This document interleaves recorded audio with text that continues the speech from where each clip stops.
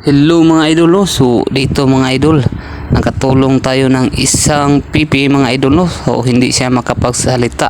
Nagsinyas lang siya sa akin mga idol na gutom na daw siya. So dito na point na touch ang puso ko mga idol, no? Kahit wala po tayong pera ay handa naman tayong tumulong kahit konti, no? So dito nga mga ka-idol, pinakain ko si ate ng chicken joy. Ang saya-saya niya mga idol dito.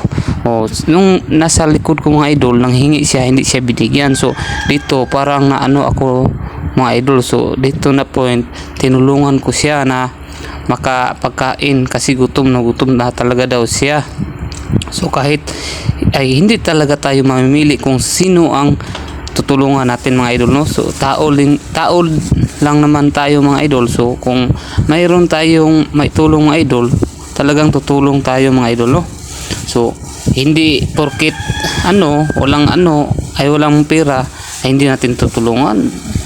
Iba nga mga idol, kahit mayaman na, tinutulungan pa din sa mayayaman din. Ang dapat tulungan mga idol, yung kapos talaga mga idol. Tulad ni ate na libat na iyang mata mga idol. Ang aksyon na siya kalibat, gutom na gid siya na. Maurot mga idol.